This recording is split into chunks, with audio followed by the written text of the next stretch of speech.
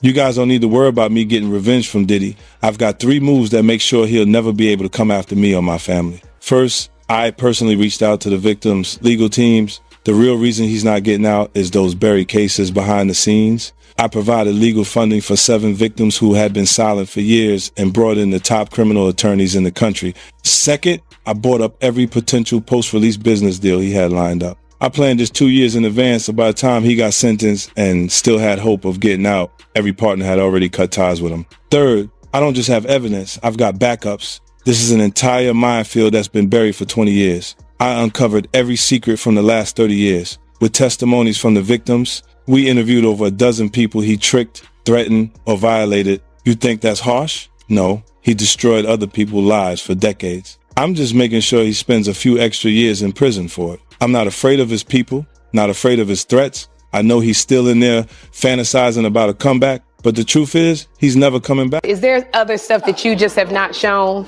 Yeah, well, everything couldn't make it was 4 episodes. Right. So it was a lot. You had to pick and choose things. Like even in an area where he chooses to date people who he knows previously dated someone. He has a baby by a woman that was dating Tupac. Rappers, if there was any beefs, they would have like diss tracks. Yeah. It would be the diss tracks. Now it's just like a docuseries. This one, the timing was, I knew what it was going to turn into. The day will come when we will name names other than Sean Combs, and there's a lot of names. It's a long list already. And of course, I already know who some of these individuals are, but because of the nature of this case, we're going to make damn sure that we're right before we do that. But the names that we're going to name, assuming that our investigators confirm and corroborate what we've been told, are names that will shock you. Until the FBI told them, yo, we think that's for you. So, if you getting paid to do a job, he was already doing his job. So that's why I think he did it. So I want to backtrack, my man, because you made a comment and you said something that you never said on my platform before. You did say on my platform before that you believe Puffy, he was the target, but you never said that. Because if they got some tapes out there and it's with some underage, whether it's celebrities or not, it's going to be crazy, bro. It's going to be real crazy. And they're going to have to bring that to forefront because the prosecutor's going to want those tapes. And they're going to do whatever they have to do legally to get those tapes. No ifs, ands, or 50 Cent's documentary didn't just bring back talk about Diddy.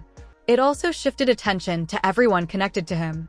As the documentary rose to the top of Netflix, people started watching more closely and asking more questions. But one person was missing completely. Snoop Dogg, who is usually very vocal online, said nothing at all. In moments like this, staying silent can speak louder than giving an explanation. When a controversy becomes this big, people can't help but wonder, is the silence planned or is there something more serious behind it? Sons and my sons have been best friends since they were 6, 7 years old.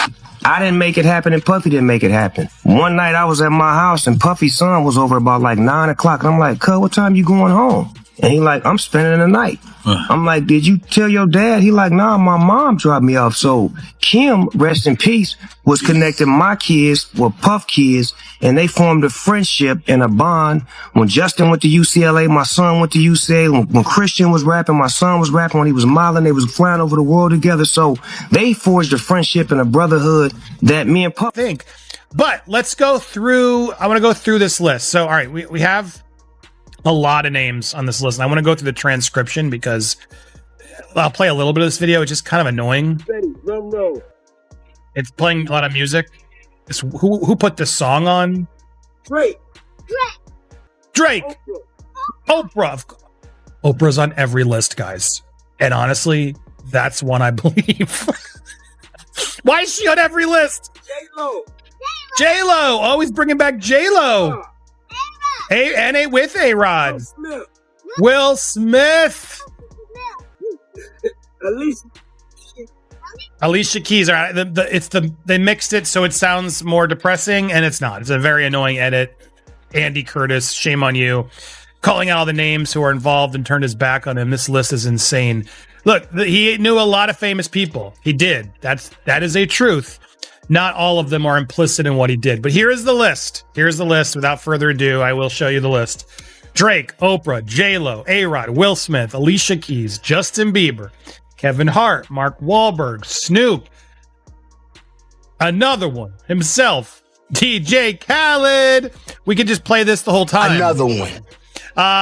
We got Swiss Beats. Another one. Kelly Rowland. Another one. Chris Brown. Another one. Maluma. I won't keep putting it. Just funny because DJ Khaled was also on the last lawsuit from Lil Rod, claiming he went to the bedroom with male workers. Allegedly, so says Lil Rod. Maluma, Issa Rae, Ciara, Janelle Monáe, Lizzo, Meg Thee Stallion, J Balvin, Naomi Campbell, Jessica Alba, Peter Wilson, Gabriel Union, Usher's still friendly with him. All those parties he went to. Demi Lovato, Tracy Ellis Ross, Soiree, Julianne Hough, Diplo, Lil Uzi Vert, D Nice. Oh, it's our own D Nice. Hey, D Nice. Burna Boy. D Nice, you didn't tell me you were at a Diddy party. Paris Global, Nicole Scherzinger from Pussycat Dolls, Cara Delevingne, Winnie Harlow, French Montana, also listed in a lot of the stuff, and many more. Jay-Z, Machine Gun Kelly, Tiana Taylor, Travis Scott were also pictured at the hip-hop mogul's birthday per snaps, which we can look at. But look, it's interesting because there's definitely, obvious names on this list. There's also a few like Tracy Ellis Ross and Jessica Campbell and Janelle Monáe and Issa Rae are more like, Hollywood liberal type people. He's got a lot. It's just a very big list of folks. Do I believe everybody on this list was involved in something debaucherous? No, I don't. When you look at the footage of the party, like he does this a lot where he has like these fancy ones that he takes photos of for everyone to see. So, and what the vibe I get is he wants, he throws these big parties. He's known for the parties. That's clear. And I believe he was throwing really big celebrity parties that were, look great, look like, super weddings. When you show up to a party, you got amazing decor and drinks and things. No doubt. I believe he was doing these events too. Like he clearly... Snoop Dogg has openly talked about his long and close relationship with Diddy, saying it went far beyond music and into their personal lives. Their families were closely connected. Their children grew up together, went to the same schools, and worked in the same circles. This created a tight environment built on trust and loyalty. That level of closeness changes how people see the situation, because being that close comes with consequences. When controversy reaches an inner circle, staying neutral is rarely possible. The message is clear. Strong relationships don't just create loyalty, they also bring risk. When we will name names other than Sean Combs, and there's a lot of names. It's a long list already. And of course, I already know who some of these individuals are, but because of the nature of this case, we're going to make damn sure that we're right before we do that.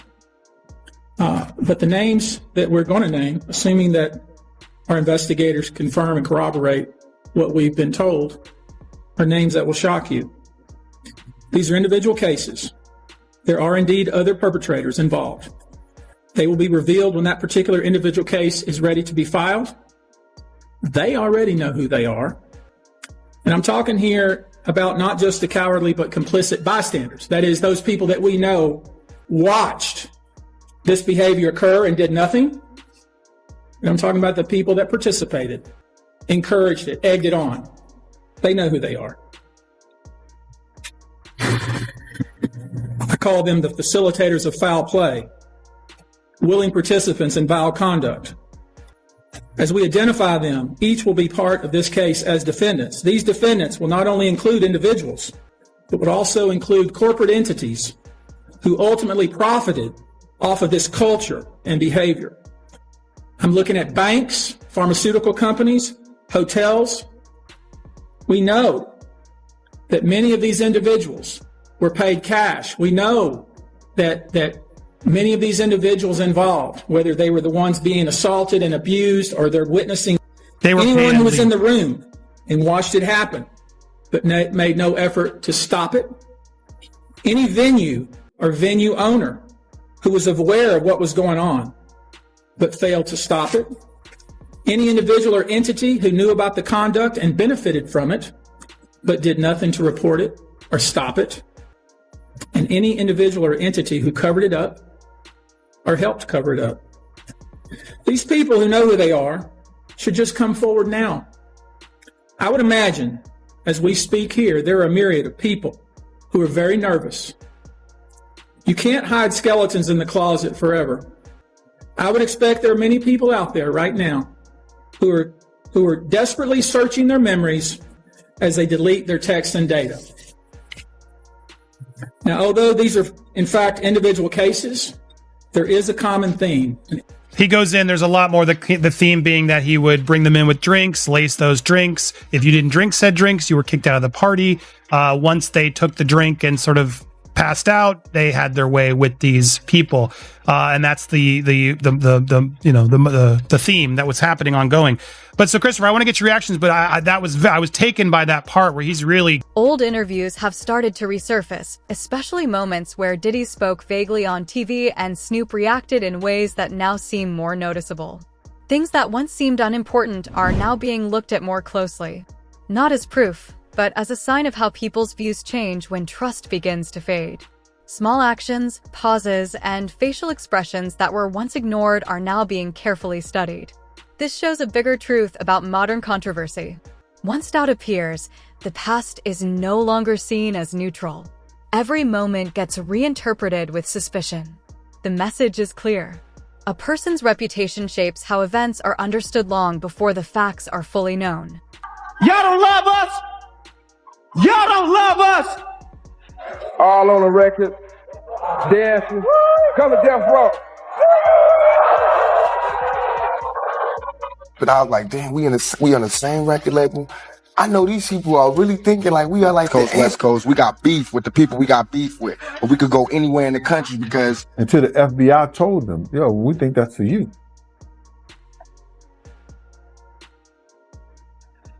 So, if you're getting paid to do a job, he was already doing his job.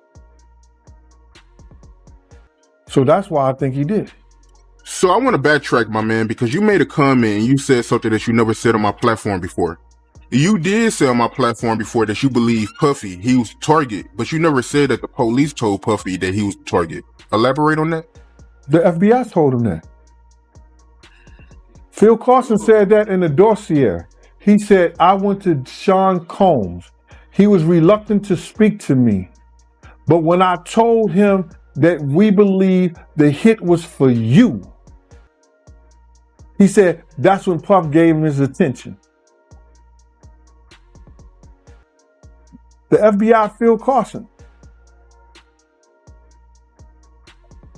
Wow. He investigated the case. He was the one that said that the LAPD definitely, those rogue cops, had something to do with the murder of Biggie Smalls. They did the murder and planned the murder of Biggie Smalls. They were seen at the Peterson Museum. They were seen picking up bullets at a crime scene, picking up shell casing. This is the FBI agent saying this. So now, he told Puff that he believed it was for him. So a few days ago, man, I seen a news clip that was from the LA local news, man, and they showed this on March 9th, which was the anniversary of Biggie's murder. And they said that Amir Muhammad lives in Atlanta now and he does real estate. Do you think Amir Muhammad will ever come out and speak? Why would he? Why should he? What are you gonna say? What are you gonna say? Yeah, I killed him. oh, yeah, I had something to do with it. He's gonna stay far away from it as he can. Murder don't go away. You understand what I'm saying? The statue of murder is always there. They'll come get you 30, 40 years from now. If he's still around when the statue at those cases being sealed is up, then he gonna have to talk or say something. But those cases, that case was sealed. Until they say that the case is closed or solved, that information stays sealed. But that information is what we need to get the killers in jail. They sealed the evidence that we need to put the killers behind bars. Because you know why. And that's what, if you've seen that program, like you said, he said that it would have cost LA $400 to $600 million for their officers being rolled and killing the notorious Big. Do you think Biggie and Puffy had a good relationship? Statements from Suge Knight about the night Tupac was shot have appeared again, bringing back old tensions that were never fully resolved. He points to missing people, strong emotional reactions, and behavior from Snoop that he says stood out during key moments. These claims are disputed and not proven, but the fact that they keep coming back shows how many issues in hip-hop history were never settled. When powerful figures share different and conflicting stories, the truth becomes harder to see. The deeper message is clear. Unfinished history doesn't go away. It stays hidden until something brings it back into the spotlight. Just being shopped around, a Diddy and another male. They say the other male is an A-list celebrity. I would wonder if he's white or black. And if I'm looking at any black guys that are A-listers that's bigger than Diddy, there's only one that I could come up with. And there's a few I could come up with. Will Smith. He's bigger than Diddy. I would think Nick Cannon is bigger than Diddy. Who else on the black that are black actors or black in the business that's an A-lister that's bigger than Diddy, that's black? That's hard to think. But then if you got the A-listers, you know, you got to realize he ran with that black, that Rat Pack. And I don't want to even say their names because they said I got their names wrong last time. What's his name? Kushner? What's the other guy? Leonardo? Yeah, his name. Man, I don't keep up with these cats. But I heard that that's not only the tape that's being shot. There's some other tapes out there, other people too with him. And him doing some things with some other people. So there's quite a few tapes that might be out there, what they're hearing. And I don't want to see the tapes, but I want to know if they're really true. Because if they got some tapes out there and it's with some underage, whether it's celebrities or not, it's going to be crazy, bro. It's going to be real crazy. And they're going to have to bring that to forefront because the prosecutor's going to want those tapes. And they're going to do whatever they have to do legally to get those tapes. No ifs, ands, and buts about it. So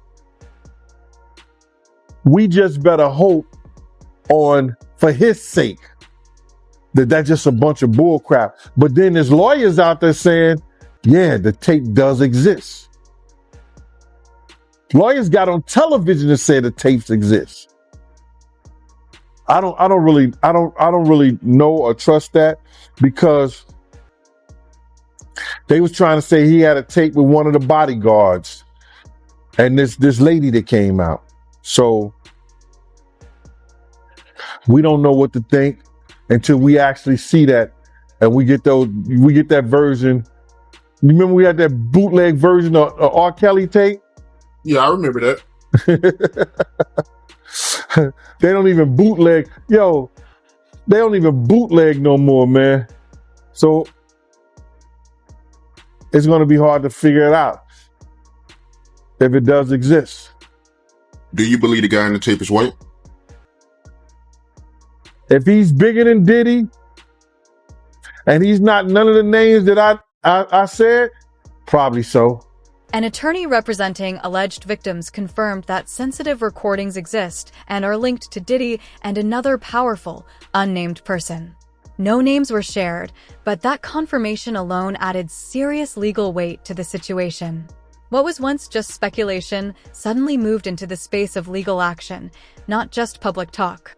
However, when details are kept secret and full transparency is missing, tension grows even stronger.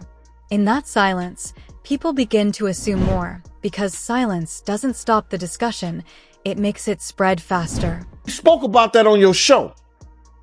I said if they really wanted him, all they had to do was review those civil lawsuits. And once they find the criminal activity in those, they could bring him in. Now, did the Federal Bureau of Investigation in Miami do it? No, they didn't. Did California do it? No, they did not. The Southern District of New York, they took it upon themselves and put on that raid and everything based on the information they found in Cassie lawsuit and the information they found in Little Rod lawsuit. But all this is bigger than Diddy.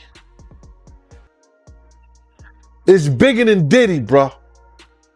Cause you know who else they was doing investigation on during that whole time period? It was the mayor and the politicians in New York City. They turn around and give him the key to the city. All the mayor people that he brought on here in New York City are all resigning.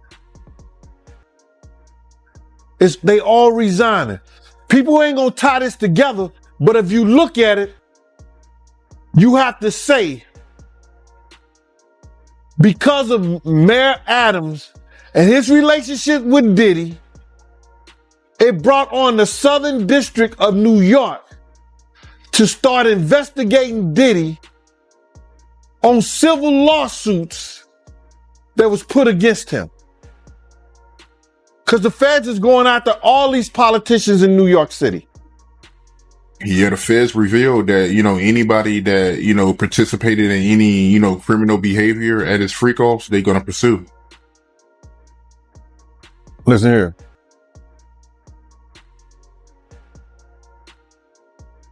The mayor here take like 15 spoons of sugar in his coffee. So it's all a possibility. Do you think there's any celebrities on them tapes? Bro, he gave celebrity parties. So what you think? I think they're not telling the whole truth is that because of the situation in Miami and the situation in California, and they closed the clubs like 2 a.m., 3 a.m. or something like that, that Justin and Christian was bringing big vans of girls and people back to the mansion and giving parties and stuff like that. And a lot of those stuff were there. Former insiders like Gene Deal say documentaries often soften the truth by leaving out names and important details that could make the story more complicated. He claims that certain people keep appearing behind the scenes, but then disappear from the final version. Whether this is done for safety, strategy, or outside pressure, this kind of selective storytelling raises serious ethical concerns. When facts are filtered to avoid discomfort or protect business interests, audiences are left with pieces instead of the full picture. The message is clear. Hiding the full truth doesn't make it go away, but it does reduce its power. Their parties. They wasn't always Puff parties. It was his son's parties. Good point. They said some of these freaks will last for days. That's where they're going to get him on this trafficking thing. Especially like if he was traveling and doing it. That's where the trafficking come at. That you hiring workers to come and have sex with your girl. That's crazy. That's some Hollywood shit that I don't even know, bro. That's crazy. Yeah, that is crazy. But they also claiming that, Diddy, he'll give ecstasy to his victims to keep them obedient. then they have to bring those witnesses in there. That's going to be something hard to prove unless Lil Rob or or Cassie state that was something that happened. That's how the prosecutor's going to prove that. They got a ton of evidence that they got to try to prove, bro. A lot of that if you read it, it could be circumstantial. You know what I'm saying? But they got to have witness to back it up. You just can't say that happened based on somebody lawsuit and what the words that they're saying. They have to have witnesses in there. And I think Puff lawyers is going to be smart enough to attack that.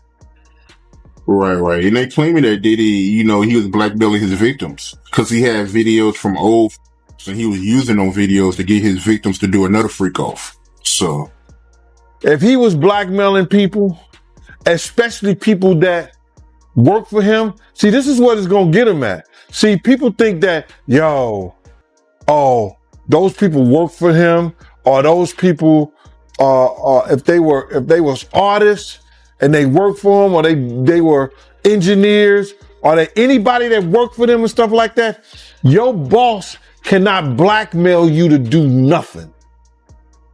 If you do a sex act or you doing anything,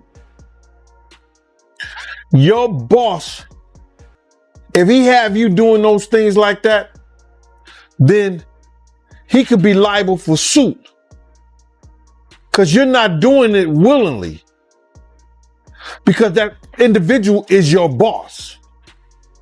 So psychologically, you know what I'm saying? I don't care what nobody say, that when somebody has something over you, could determine your job, your career,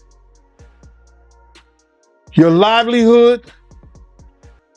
That's somewhat of a blackmail if they holding stuff that they've done, that you've done in the past, over your head to make you continually doing that stuff now. That's where he loses at. Because some of those people work for him, or so he was a part of doing something. They was part of doing something for their career with him. That's why he loses that case. Part 7. Survivors and cultural critics are speaking out about what they see as selective accountability in celebrity culture. They argue that power and influence often decide who gets questioned and who is quietly protected. Their criticism is not only aimed at famous figures, but also at the public, asking why admiration often weakens critical thinking. While all claims need evidence, repeated patterns cannot be ignored. This situation reveals a deeper imbalance in how power works in plain sight. The conclusion is clear and hard to avoid. When fame controls the system, justice has to struggle just to be heard.